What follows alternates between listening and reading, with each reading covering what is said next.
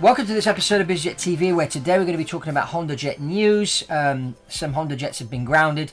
A company called Jet It just grounded their fleet. We're going to be talking about that, what happened, and we're also going to be talking about the new Hondajet 2600, which has been finally announced.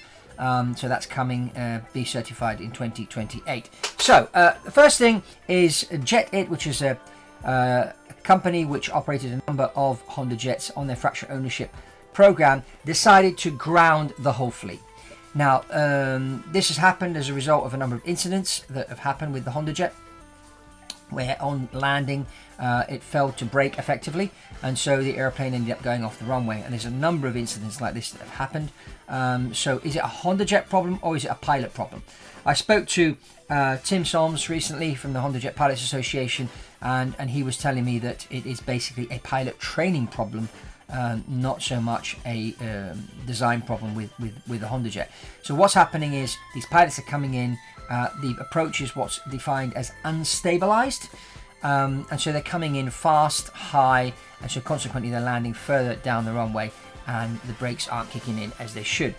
And so this is basically what's been happening. So the secret to all this, to prevent this from happening, is to fly a stabilized approach.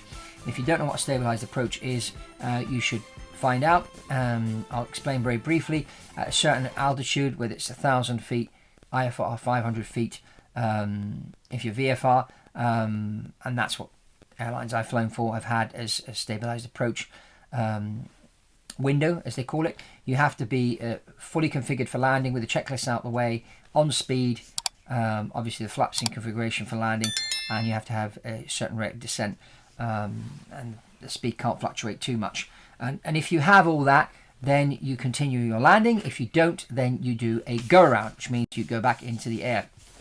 So that's basically what you need to do in order to be stable. So if you're flying a Hondajet, but if you're flying any airplane, you need to be flying stabilized approaches. And if you don't know what they are, or you've never done it before, get in the simulator, go up with an instructor, learn about it, practice it, because it will keep you safe. So it's not so much, as I said, it's not a problem of the Hondajet design-wise, it's a pilot training problem. So, this needs to be rectified. Now, they just announced the Hondajet 2600, which is a new Hondajet. They did unravel the concept a few years ago at NBAA, and they were doing some market research and seeing if people liked this idea of this aeroplane. It's going to be light, but it's got this 2,600 mile range, which can do coast to coast, LA to New York, LA to Miami. Also, go fly over continents, transoceanic and that, obviously depending on the winds.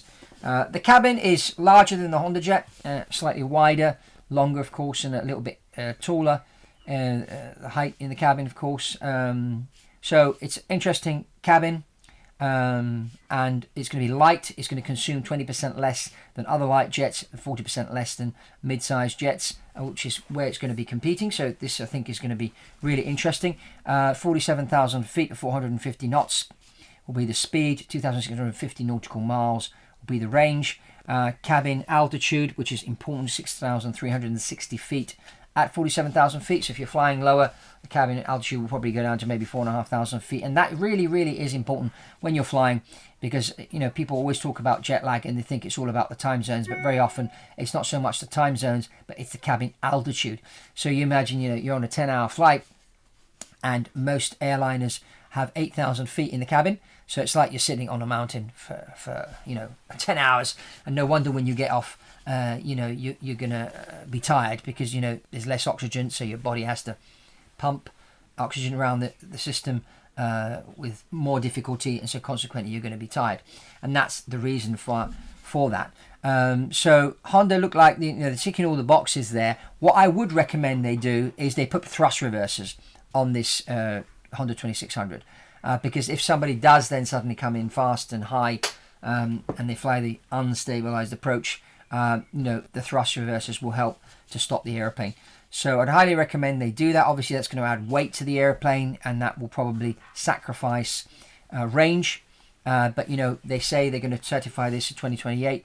So my recommendation would be to put thrust reversers on this airplane, to sort of cater for all that. The other interesting factor, and I think a really key feature of this airplane, is it's going to be certified single pilot. and it will be the single pilot aircraft with more range out there. And this is interesting. There's lots of talk about if airplanes these days are going to be able to fly single pilot or not.